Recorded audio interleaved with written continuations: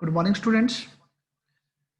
आज की वीडियो में हम चैप्टर नंबर 5 ज्योग्राफी इंडस्ट्री शुरू करने जा रहे हैं। लास्ट चैप्टर हम कंप्लीट कर चुके हैं, chapter number 4। Now today we will start our fifth chapter, that is industries.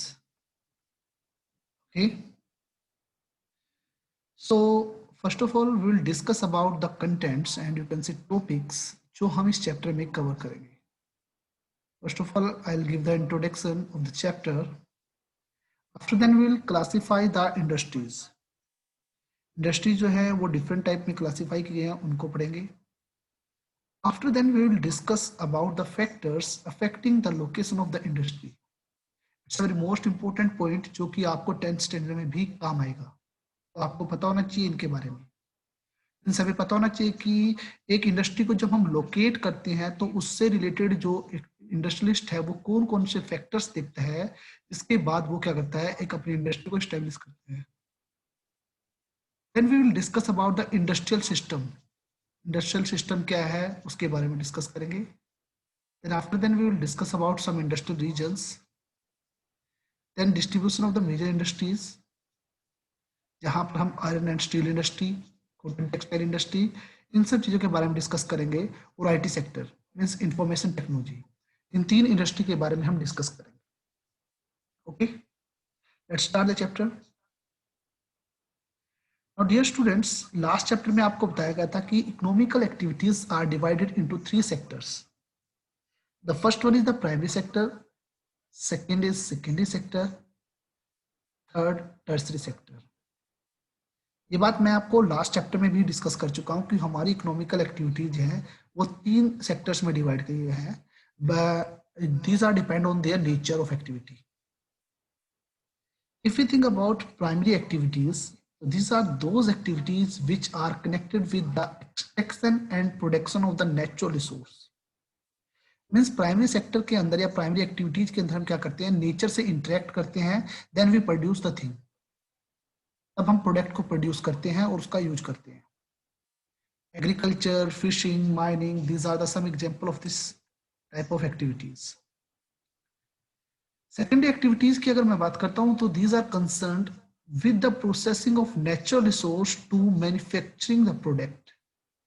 हमने क्या किया, इसमें एक प्रोडक्ट को एज ए रॉ मटेरियल लिया। प्रोडक्ट मैक्सिमम जो होता है वो नेचर से रिलेटेड होता है, या आप कह सकते हो प्राइमरी सेक्टर से रिलेटेड होता है। देन हम उसके अंदर एक मैन्युफैक्चरिंग प्रोसेस करते हैं और उसके बाद एक उसे फाइनल वैल्यूएबल गुड्स में परिवर्तित करते हैं, चेंज करते हैं। That are the secondary activities. जैसे कि अगर हम एग्जाम्पल ले लेते हैं कि हम क्या करते हैं, कॉटन से कॉटन क्लोथ बनाते हैं, ऐसे ही हम वुड से पेपर बनाते हैं, तो कुछ भी एग्जाम्पल हो सकता है। तो दीज आर सेकेंडरी एक्टिविटीज जहां पर हम क्या करते हैं, we process a particular natural resource, then manufacture it and make a valuable product, that is called secondary sector. Now third one is tertiary sector, you can say tertiary activities. अगर मैं primary और secondary की बात कर रहा हूं तो they produce something, but in tertiary sector they produce nothing. वो प्रोड्यूस नहीं करते, but just only they provide services. वो कोई चीज पर्टिकुलर प्रोड्यूस नहीं करते, वो क्या करते हैं, सर्विस प्रोवाइड करते हैं। लाइक ट्रांसपोर्ट फैसिलिटी प्रोवाइड कर दी, trade, banking, insurance, advertisement etcetera. कोई भी फैसिलिटी मीन्स कोई भी सर्विसेज ये प्रोवाइड करती है। ये क्या करती है, ये प्राइमरी और सेकेंडरी को सपोर्ट करती है ताकि ये दोनों के दोनों ग्रोथ कर सके। और इन तीनों की ग्रोथ एक दूसरे के ऊपर मीन्स म्यूचुअली एक दूसरे के ऊपर इंटरडिपेंडेंट होती है। इन सब चीजों के बारे में हम 9th स्टैंडर्ड में डिस्कस करेंगे, यहाँ पर हमें डिस्कस नहीं करना, क्योंकि हमारा यहाँ पर मेन मोटिव होता है कि हम यहाँ पर secondary sector, that is called manufacturing units, आप कह सकते हो इंडस्ट्री, उसके बारे में हमें इस चैप्टर में डिस्कस करना है। So we will focus here only on secondary sector. Okay, now normally if you think about the secondary activities and you can say manufacturing, क्योंकि सेकेंडरी सेक्टर को हम इंडस्ट्रियल सेक्टर या मैन्युफैक्चरिंग सेक्टर भी कहते हैं, तो it changes raw materials into a finish product. That product is more valuable to the people rather than raw material. In secondary activities में हम क्या करते हैं, रॉ मटेरियल को एक प्रोसेस के माध्यम से, एक इंडस्ट्रियल या मैन्युफैक्चरिंग प्रोसेस के माध्यम से एक फिनिश प्रोडक्ट मीन्स एक मोर वैल्यूएबल प्रोडक्ट में कन्वर्ट करते हैं। जैसे एग्जांपल में हमने दिया है कि हमने क्या किया, वुड से मींस पल्प से हमने पेपर बनाया और उस पेपर से हमने नोटबुक बना ली, या हमने कॉटन से हमने क्या किया, कॉटन क्लोथ्स बना लिए। मीन्स हम मैन्युफैक्चरिंग प्रोसेस के माध्यम से हम किसी एक रॉ मटेरियल को हम कन्वर्ट करते हैं एक वैल्यूएबल थिंग्स के अंदर, वो आपकी सेकेंडरी एक्टिविटी या मैन्युफैक्चरिंग इंडस्ट्री कही जाती है। And if you think about the finish product, it has more value and you can see utility than the raw material. Means इसकी वैल्यू ज्यादा होती है, इसकी यूटिलिटी ज्यादा होती है रॉ मटेरियल की अपेक्षा। रीजन क्या है, क्योंकि इसको मैन्युफैक्चरिंग की अलग अलग स्टेज के ऊपर इसके अंदर कोई ना कोई चीज ऐड की गई है, ठीक है। So that's why it's a more valuable than raw material. Okay, now industry refer to an economic activity that is concerned with the production of goods, extraction of the minerals, and or you can say the provision of the services. Means industry क्या है, industry वो जगह है, वो economical activity है जो क्या करती है, किसी पर्टिकुलर प्रोडक्ट को प्रोड्यूस करती है, चाहे हम इसको मिनरल्स को एक्सट्रैक्ट करने की बात करते हैं, कोई सर्विसेज प्रोवाइड करने की बात करते हैं, कोई भी चीज है, दैट इज द इंडस्ट्री। ठीक है, इंडिया के अंदर या पूरे वर्ल्ड के अंदर there are different kind of industry जो कि मिलती है, जैसे कि आयरन स्टील इंडस्ट्री, ठीक है, इसके अलावा coal industry, coal mining, tourism industry, hotel industry, कोई भी एग्जांपल आप ले सकते हो इंडस्ट्रीज का। वर्ल्ड के अंदर विभिन्न प्रकार की इंडस्ट्री आपकी स्टैब्लिश्ड है। तो this is the secondary activities. Now next topic जो हम यहाँ पर डिस्कस करेंगे, we will discuss about the classification of the industries. If we think about the classification, so we can classify industry into three bases. हम इनको तीन basis पे classify करते हैं। The first one is raw material. It means on the basis of raw material we will classify the industry. Second base होगा हमारा, that is on the base of the size, and the third one is the ownership. Means हम अपनी industry को जो classify करते हैं, हमने यहाँ पर थ्री बेसिस का यूज किया गया है। इसमें हमारा फर्स्ट बेस हो गया on the basis of the raw material, second आपका on the base of size, और थर्ड आपका है on the base of ownership. अब इन्हीं चीजों को हम आगे डिटेल में डिस्कस करते हैं। Normally first of all we will discuss about on the basis of raw material. इस रॉ मटेरियल के आधार पे हम इनको डिवाइड करेंगे, ठीक है। इसका मतलब क्या है, ऐसी इंडस्ट्री जो कि रॉ मटेरियल के आधार पे डिसाइड की जाती है। अब यहाँ पर बात होती है depending on the type of raw material, वो किस प्रकार के रॉ मटेरियल का यूज करती है, तो उस आधार पे हम यहाँ पर अपनी इंडस्ट्री को डिवाइड करेंगे या क्लासीफाई करेंगे। तो इसमें हमारी जो सबसे पहली इंडस्ट्री हुई, that is agro based industry. अगर मैं इस इंडस्ट्री की बात करता हूँ, तो these are those industry which depend on agriculture for their raw material. Means agro based industry वो इंडस्ट्री होती है जो क्या करती है, अपने रॉ मटेरियल के लिए एग्रीकल्चर के ऊपर डिपेंड करती है, वो इंडस्ट्री आपको एग्रो बेस्ड इंडस्ट्री होती है, ठीक है। जैसे कि अगर आप शुगर इंडस्ट्री की बात कर लेते हैं, मीन्स शुगर केन की रिक्वायरमेंट होती है, एंड शुगर केन कहाँ पर प्रोड्यूस होता है, एग्रीकल्चर के थ्रू प्रोड्यूस होता है। तो शुगर इंडस्ट्री किसके ऊपर डिपेंड है, शुगर इंडस्ट्री डिपेंड है एग्रीकल्चर के ऊपर अपने रॉ मटेरियल के लिए। सो दैट इज वो शुगर इंडस्ट्री क्या क्या कहेंगे, एग्रो बेस्ड इंडस्ट्री कहेंगे।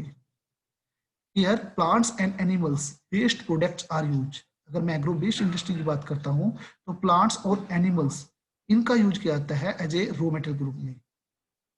इसके अलावा कुछ एग्जांपल ले लेते हैं, like leather industry, cotton industry. अगर मैं कॉटन इंडस्ट्री की बात करता हूँ, तो कॉटन क्या है, एग्रीकल्चर से प्रोड्यूस होने वाला प्रोडक्ट जो as a raw material use होता है। Then we convert we produce cotton clothes. ऐसे ही फूड प्रोसेसिंग या डेयरी प्रोडक्ट या वेजिटेबल इंडस्ट्री, तो all these are the agro based industry. And agro based industry में मेनली क्या है, these industry depend for their raw material on agriculture.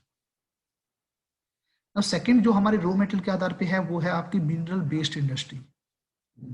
If you think about mineral based industry, these industry depend on minerals for their raw material.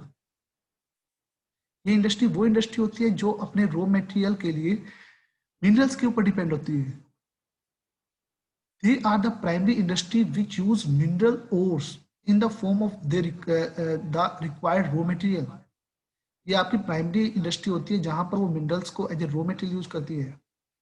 अब other industry जो होती है, वो in industry के product के ऊपर डिपेंड होती है। मान लीजिए मैं आयरन स्टील इंडस्ट्री की बात करता हूँ। आयरन स्टील इंडस्ट्री एक मिनरल बेस्ड इंडस्ट्री है। अब इस इंडस्ट्री का जो प्रोडक्ट बनता है वो टूल्स, मशीन्स, इन सब चीजों को बनाने का काम आता है। और इसके अलावा अदर इंडस्ट्री जो होती है उन टूल्स या मशीन का यूज करके ही अपनी प्रोडक्शन को करती है। तो इस तरीके से जो मिनरल बेस्ड इंडस्ट्री है वो क्या करती है, they feed on the product of other industry.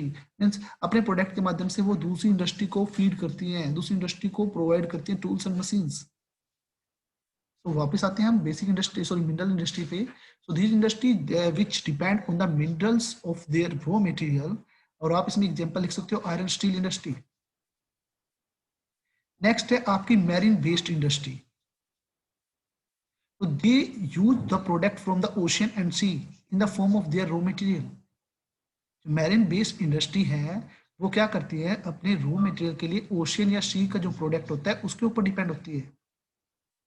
इसी के एग्जांपल अगर मैं बात करता हूँ, लाइक सी फूड या मैन्युफैक्चरिंग ऑयल जो फिश से बनता है, वो इसकी इंडस्ट्रीज होती है, राइट। नेक्स्ट है आपकी फॉरेस्ट बेस्ड इंडस्ट्री। मीन्स ऐसी इंडस्ट्री जो अपने रॉ मटेरियल के लिए फॉरेस्ट के प्रोडक्ट के ऊपर डिपेंड होती है, they are called forest based industry. Like pharmaceutical या बिल्डिंग, पेपर, फर्नीचर, इस प्रकार की इंडस्ट्री जो होती है इनको अपना जो रॉ मटेरियल है या प्रोडक्ट जो है जिससे वो फाइनल प्रोडक्ट प्रिपेयर करेंगी वो उनको फॉरेस्ट से मिलता है। तो these are the forest based industry. इस तरीके से हमें रॉ मटेरियल के आधार पे agro based, mineral based, marine based और फॉरेस्ट बेस्ड इंडस्ट्री में कन्वर्ट में इनको डिवाइड किया है, क्लासिफाई किया है। जहां पर वो अपनी रॉ मटेरियल के लिए किस सोर्स के ऊपर डिपेंड होती है उसके आधार पे हमने उसको क्लासिफाई कर दिया। नो सेकंड टाइप जो क्लासिफिकेशन है that is on the basis of the size. अगर मैं साइज के आधार पे बात करता हूं, so the production volume, number of people that are being employed and the capital amount that is being invested here। ये तीन फैक्टर होते हैं जो कि डिटरमाइन करते हैं साइज, इंडस्ट्री के साइज को। मींस अगर मैं on the base of size की बात करता हूं तो हम इन इंडस्ट्री के अंदर हम किन चीजों के ऊपर फोकस करेंगे, प्रोड्यूस कितना किया है, कितनी वॉल्यूम में प्रोड्यूस किया है, स्मॉल अमाउंट करती है, लार्ज अमाउंट करती है, मॉडरेट है, क्या है। नंबर ऑफ एम्प्लॉइज कितने हैं, 100 है, 100 है, 500 है, whatever. How much we have invest in it, हमारी कितनी कैपिटल उसके अंदर हमने इन्वेस्टमेंट की है उसके ऊपर। तो ये सारे के सारे फैक्टर्स जो होते हैं वो डिटरमाइन करते हैं कि ऑन द की साइज के आधार पे इंडस्ट्री का साइज क्या होगा। So on the base of the size we classify industry into following types. आपकी जो एनसीईआरटी बुक है उसके आधार पे the first one is a small scale industry. If we think about a small scale industry, they manufacture product by hand। Means यहाँ पर जो product maximum होता है वो बाय हैंड प्रोडक्ट होता है। इसको हम कॉटेज इंडस्ट्री या हाउस होल्ड इंडस्ट्री का नाम दे सकते हैं, ठीक है। These industry use lesser amount of capital and technology, ठीक है। अगर मैं यहाँ पर बात करता हूँ कोटेज इंडस्ट्री आपकी अलग से भी हम कन्वर्ट कर सकते हैं। मीन्स पहली इंडस्ट्री हम कोटेज इंडस्ट्री कह सकते हैं और कोटेज इंडस्ट्री के अंदर मैक्सिमम काम हाथ से होता है और फैमिली मेंबर ही उसके अंदर पूरा मीन्स लेबर रिक्वायरमेंट पूरा कर देती है। स्मॉल स्केल के अंदर अगर हम बात करते हैं इसमें थोड़े से हमें वर्कर्स को भी हायर करना पड़ जाता है और sometimes we use small machines also, machine भी यूज कर लेते हैं। अब इस प्रकार की इंडस्ट्री में आपकी बास्केट वीविंग, पोट्री और अदर जो हैंडीक्राफ्ट इंडस्ट्री आती है। इंडिया के अंदर जो स्मॉल स्केल इंडस्ट्री है उनके अंदर 35% पॉपुलेशन जो है वो जॉब करती है, okay.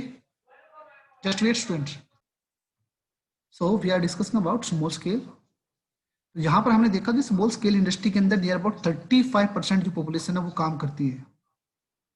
Small scale industry mostly कहाँ पर है, mostly they are found in the developing countries and you can say some part of under developed countries in the world. ये आपको नॉर्मली वहां पर मिलेगी। सेकंड है आपकी large scale industry. If we think about the large scale industry, they produce large volume of the products। Means इनके अंदर जो प्रोडक्ट बनता है वो काफी अमाउंट में बनता है। अगर मैं इन्वेस्टमेंट की बात करता हूं तो जो कैपिटल इन्वेस्टमेंट है it is higher and we use the superior technology, means all the modern technology हम इसके अंदर यूज करते हैं। ठीक है, एग्जाम्पल आप ले लीजिए, production of the automobiles and heavy machineries also. It has the automated production, means इसके अंदर जो मशीन हम यूज करते हैं ऑटोमेटिक इंडस्ट्री मशीन यूज करते हैं। इसके अंदर कैपिटल, मैन पावर ये अधिक होती है, ह्यूज अमाउंट में हम पैसा इन्वेस्टमेंट करते हैं, और जो नंबर ऑफ वर्कर्स होते हैं ये भी काफी संख्या में होते हैं। प्रोडक्शन लार्ज स्केल पर होती है, हैवी इन्वेस्टमेंट की रिक्वायरमेंट होती है इनके प्लांट्स को स्टेब्लिश करने के लिए या इनकी एसेट या मशीनरी को परचेज करने के लिए। That's why they are called large scale industry. After independence India gave the emphasis on this sector for the development. India ने डेवलपमेंट के लिए इंडस्ट्रियल सेक्टर में लार्ज स्केल की तरफ अधिक से अधिक योगदान दिया है। एंड मैक्सिमम जितनी भी डेवलप कंट्रीज है आपको वहां पर लार्ज स्केल इंडस्ट्री मिलती है। मीन्स हमने बात की थी कि डेवलपिंग और अंडर डेवलप कंट्री जो वर्ल्ड की है वहां पर स्मॉल स्केल आपको देखने को मिलेगी, और जितनी भी लार्ज स्केल इंडस्ट्री है वो जितनी भी डेवलप्ड कंट्रीज हैं लाइक यूएसए, ठीक है, ब्रिटेन, ये सारी की सारी इंडस्ट्री वहां पर आपको लार्ज स्केल इंडस्ट्री देखने को मिलती है। तो on the base of size हमने इंडस्ट्री को डिवाइड किया small scale and large scale के अंदर। ठीक है, इसका एक स्केल और हो सकता है, दैट इज यू कैन से कॉटेज इंडस्ट्री, हम उसे कॉटेज इंडस्ट्री में कन्वर्ट कर सकते हैं। ठीक है, बट आपके एनसीईआरटी में ये दो डिस्कस किए गए हैं। ओके, नाउ थर्ड बेस है आपका ओनरशिप के बेस पर। ठीक है, so on the base of the ownership we classify the industry into private sector, public sector, joint sector and cooperative sector. We classify it into four types. Okay, if you think about the private industries, so private industries, yeah, you can say private sectors, they are owned and controlled and you can say operated by the individuals or a group of individuals privately. Means private sector की industry वो industry होती है जिनके ऊपर अधिकार होता है, जिनको कंट्रोल करने का जो अधिकार होता है वो किसी प्राइवेट व्यक्ति को होता है, प्राइवेट इंडिविजुअल्स को होता है। They are the private sector industry. ठीक है, जैसे कि आपके रिलायंस का एग्जांपल ले लीजिए या भारत हैवी इलेक्ट्रिक गुड्स का ले लीजिए। ठीक है, तो these are the private sectors. जब मैं पब्लिक सेक्टर की बात करता हूँ, these are the industry which are owned, controlled and you can say operated by the government, like Hindustan aeronautic limited, ठीक है, या steel authority of India limited. These are the public sectors and these are owned and controlled by the government. Means ownership किसका है, इस आधार पर हम divide कर रहे हैं। तो पहला हमारा प्राइवेट सेक्टर था, प्राइवेट सेक्टर में दो industries are owned and controlled by private individuals, and the public sector these are controlled and owned by the government. तीसरा है आपका joint industry.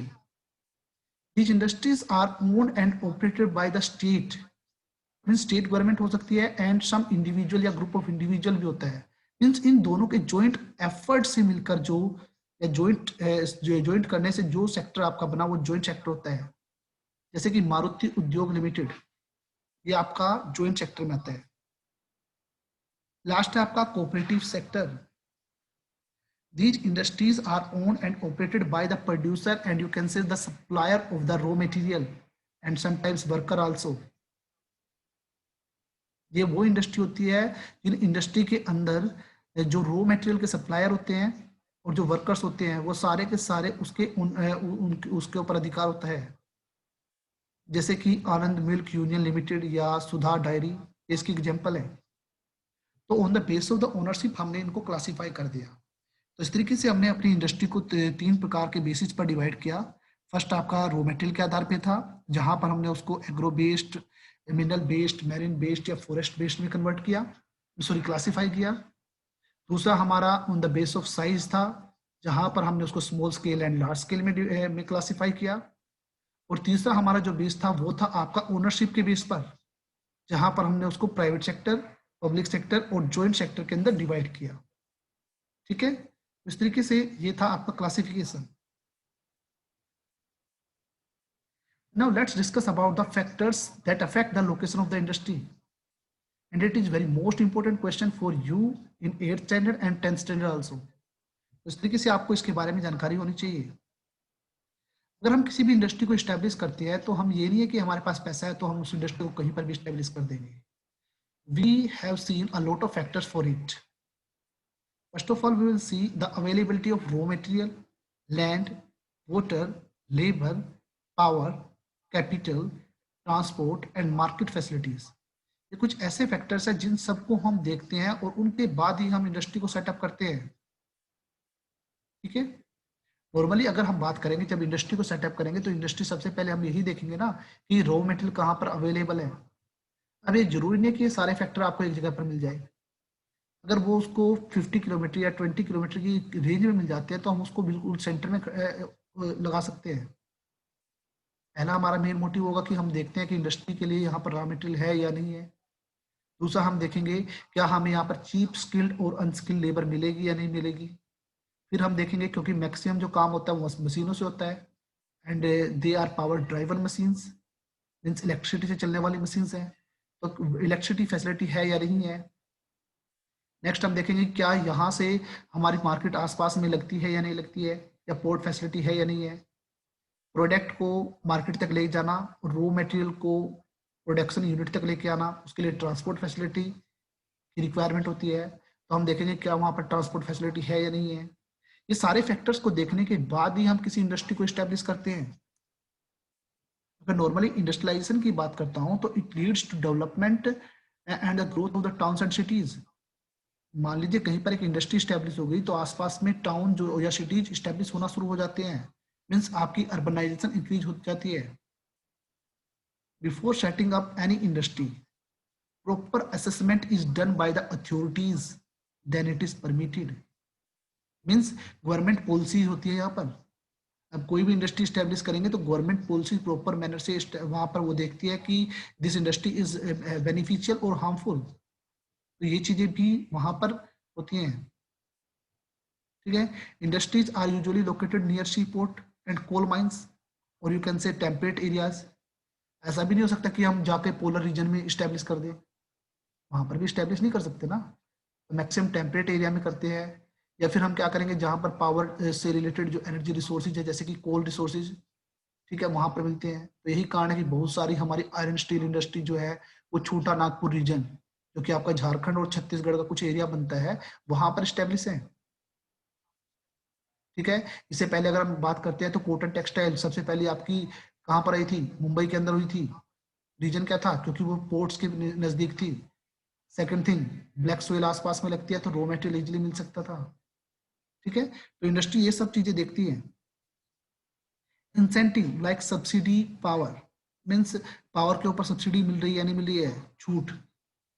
Transport cost low है या हाई है, इंफ्रास्ट्रक्चर कैसा है, ये सारी की सारी चीजें देखी जाती है। ठीक है। इन सब चीजों को देखने के बाद ही होता है। So when many industry are located close by the place becomes an industrial region. जब कभी क्या होता है कि बहुत सारी इंडस्ट्री एक एरिया में स्टैब्लिश हो जाती है तो वो एरिया आपका इंडस्ट्रियल रीजन के नाम से जाना जाता है। ठीक। तो इंडस्ट्रियल रीजन देख लेते हैं। मैं इंडस्ट्रियल रीजन की बात करता हूं तो industrial regions are form when a number of industries are located close to each other and share the benefit of their closeness.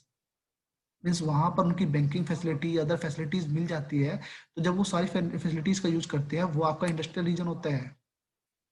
जो मेजर इंडस्ट्रियल रीजन्स हैं they are located mostly in the temperate areas and near sea ports and sometimes near coal fields.